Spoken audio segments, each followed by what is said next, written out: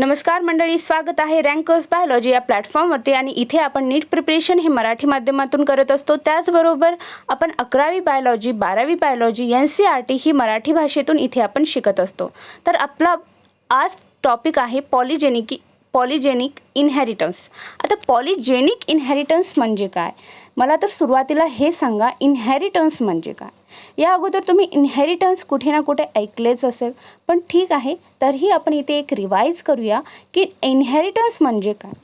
आपल्याला माहिती आहे, आपले आजोबा असतील, त्यानंतर आपले वडील असते आणि त्यानंतर आपण असतो. ठीक आहे, तर हे काय झाले, 3 जनरेशन झाले आणि हे कसे सक्सेसिव्ह जनरेशन झाले. सक्सेसिव्ह जनरेशन म्हणजे काय, तर एका पाठोपाठची जनरेशन. ठीक आहे, जर तुमच्या आजोबांचे केस हे कुरळे असतील, ठीक आहे, आजोबाचे केस जर कुरळे असतील तर तेच कॅरेक्टरिस्टिक्स तुमच्या वडिलांमध्ये येईल आणि तेच कॅरेक्टरिस्टिक्स पुन्हा तुमच्या भावामध्ये असेल म्हणजे किंवा तुमच्यामध्ये असेल. तर हे काय झालं, एखादं कॅरेक्टर हे पास होणं एका जनरेशनमधून दुसऱ्या जनरेशनकडे.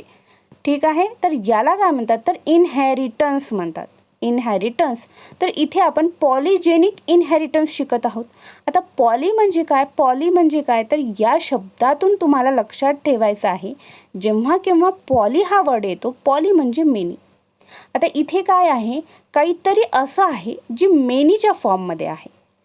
इनहेरिटन्स म्हणजे काय, तर कॅरेक्टरिस्टिक्स एका जनरेशनकडून दुसऱ्या जनरेशनकडे जाणे. तर इथे पॉलिजेनिक म्हणजेच अनेक कॅरेक्टरिस्टिक्स हा एक जीन शो करते.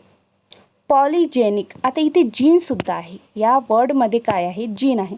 तुम्हाला ही अशी फोड करता आली पाहिजे, जेणेकरून काय होईल, जेव्हा तुम्हाला हे अशी फोड करता येईल तेव्हा तुम्हाला हे शिकायला अजूनच सोपं जाईल. जेव्हा आपण हे असं शिकतो, जेव्हा फोड करून शिकतो ना, तेव्हा ती जास्त लक्षात राहतं. इथे आता पॉलिजेनिक वर्ड आहे. पॉली म्हणजे मेनी आणि जेनिक म्हणजे इथे जीन आहे. तर मेनी जीन कन्सेप्ट इथे आहे. मेनी जीन्स इथे काय आहे, मेनी जीन्स. तुम्ही एवढंच लक्षात ठेवा. आणि इनहेरिटन्स म्हणजे काय हे मी तुम्हाला आत्ताच सांगितलेलं आहे. तर हे सगळं तुम्ही आता लक्षात ठेवा. तर पुढे आपण पाहूया यामध्ये काय आहे.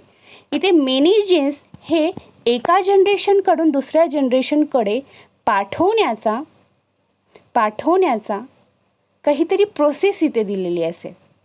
Mendel's studies mainly describe those traits have distinct alternative forms such as flower color, which are either purple or white. But if you look around you, you will find that there are many traits which are not so distinct in their occurrence and are spread across gradient.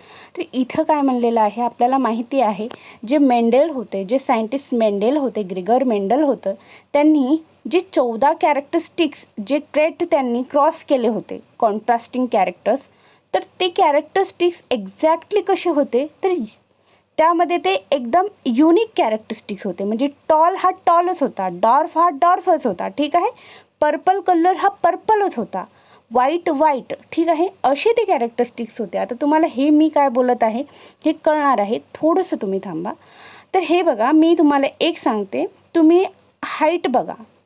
जेव्हा आपण height पाहतो, आपल्याकडे हाईटचे 2 contrasting characters आहेत. त्यामध्ये height ही tall आहे आणि एक तर डॉर्फ असेल. डॉर्फ म्हणजे काय, एकदम ठेंगणा माणूस. टॉल म्हणजे काय, एकदम उंच माणूस. ठीक आहे, टॉल म्हणजे एकदम उंच व्यक्ती आणि डॉर्फमध्ये एकदम ठेंगणा व्यक्ती. तर हे 2 कॅरेक्टरिस्टिक्स आपल्याकडे आहेत. पण आपण जेव्हा आपल्या अवतीभोवती पाहतो तेव्हा काय असेल की प्रत्येक व्यक्ती हा अगदी खूपच उंच असेल असंही नाही आहे आणि प्रत्येक व्यक्ती हा ठेंगणा आहे असंही नाही आहे. माझी हाईट, समजा मी एक व्यक्ती आहे जी की यक्स व्यक्ती आहे, माझी हाईट ही नॉर्मल 5.2 इंचेस असेल.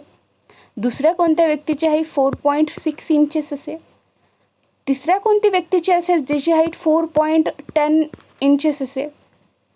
चौथ्या व्यक्तीची असेल ज्याची 6.2 इंचेस असेल. तर ही हाईट काय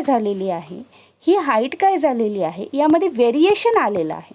याच्यामध्ये व्हेरिएशन काय आलेलं आहे की ही जी व्यक्ती एकदम 10 फुटाची नाही आहे, जी की टॉल आपण मानूया, आणि एक व्यक्ती अशी धरूया जी की 2च फूट आहे.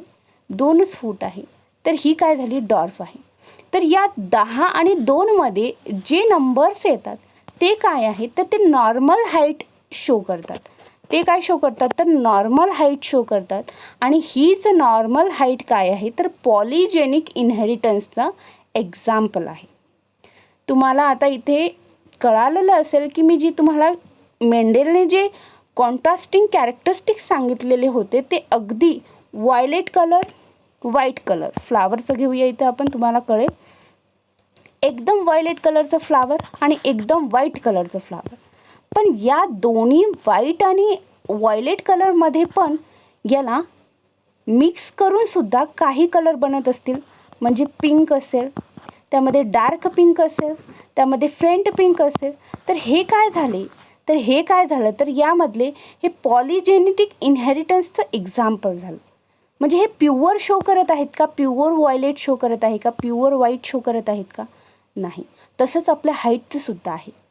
एखादी व्यक्ती जी 10 फूट आहे ती खरंच टॉल आहे, पण आपण जो आहोत ना, जे नॉर्मल रेंजची हाईट असते ती काय असते, तर ही पॉलिजेनिक इनहेरिटन्सची एक्झाम्पल आहे.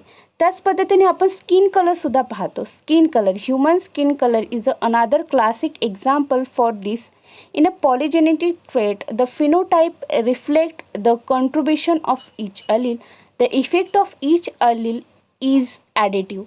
तर इथे जे अलिल्स असतात ते ॲडिटिव्ह इफेक्ट शो करतात. आता ॲडिटिव्ह इफेक्ट म्हणजे काय, तर ते असे कॅरेक्टरिस्टिक शो करतात जे की नॉर्मल रेंजमध्ये असतील, नॉर्मल रेंजमधले ज्याला आपण काय म्हणतो की ते नॉर्मल असतील, तर ते काय आहेत, ते कॅरेक्टरिस्टिक्स ॲडिटिव्ह आहेत. To understand this better, let us assume that 3 genes ABC control skin color in human with the dominant form ABC responsible for dark skin color and the recessive form ABC for light skin color. आता इथे आपल्याला एक example दिलेलं आहे ज्यामध्ये ABC हे काय आहे, तर हे जीन्स काय सांगतात की कंट्रोल करतात ह्युमन कलर, जे डॉमिनंट ट्रेट आहेत आणि ते डार्क स्किनचा कलर शो करतात. ज्या व्यक्तीकडे ABC हे कॅपिटल ABC असतील त्यांचा कलर कसा असेल, डार्क असेल. ठीक आहे, डार्क असेल. पण ज्या व्यक्तीकडे ABC हे स्मॉलमध्ये असतील त्यांचा कलर कसा असेल, लाईट असेल. आणि या दोघांमध्ये जेव्हा कॉम्बिनेशन बनून काही इथे फॉर्म बनतील ना, काही इथे अलिल्सचे फॉर्म बनतील, तर ते काय असेल की नॉर्मल रेंजमध्ये. जसं आपण जास्त गोरेसुद्धा नाही आणि जास्त ब्लॅकसुद्धा नाही. ठीक आहे, तर त्यामुळे आपल्या इंडियामधला जो कलर आहे तो गव्हाळा कलर आहे, जो की नॉर्मलमध्ये आपण येतो. कारण आपण जास्त व्हाईट नाही जसे अमेरिकन्स असतात आणि जास्त डार्क नाही जसं आफ्रिकन असतात. तर आपण एक मिडल रेंजमध्ये येतो. त्यामुळे आपण हे जे ABC अलिल्स आहेत यांचं नॉर्मल व्हर्जन आहोत. तर हेच इथे तुम्हाला सांगायचं आहे की पॉलिजेनेटिक इनहेरिटन्स म्हणजे काय, तर अनेक जीन्स येऊन एक कॅरेक्टरिस्टिक्स असतं जे की नॉर्मल रेंजमध्ये असतात ते शो करत असतं. As expected, the genotype with the 3 dominant allele and 3 recessive allele will have an intermediate skin color. In this manner, the number of each allele genotype would determine the darkness or lightness of the skin in the individuals.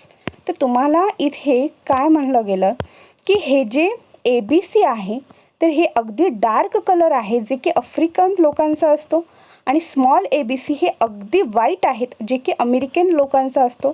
पण आपण या दोघांचे intermediate आहोत म्हणून आपला गव्हाळा colour आहे. ठीक आहे, तर हेच काय आहे तर पॉलिजेनिक इनहेरिटन्स आहे.